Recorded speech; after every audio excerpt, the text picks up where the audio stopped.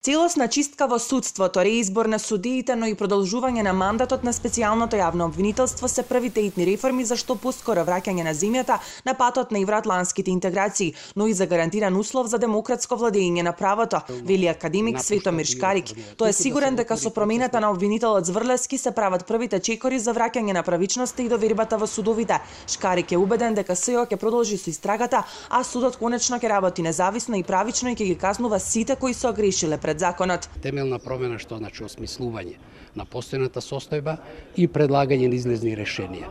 Судството и било што не треба да се темелно напуштат и реформира, туку да се отвори процес на нивно возобновување, прочистување, односно да се направи таква промена во судството која што ќе има тесна врска со правдата и правичноста.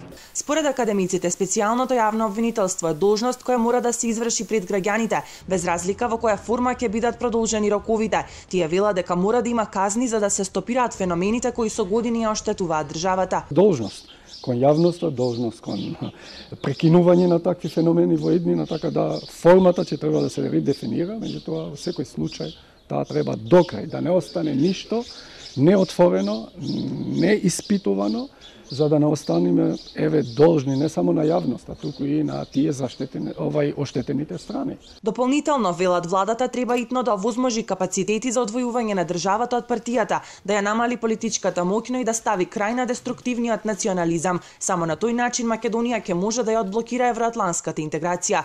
Битно е да се променат основите, рамката во која тие ја остваруваат. Битно е да се промени односот на државата кон повединецот. Битно е државата да ги повлече своите пипци од многу сфери во кои има завлезено.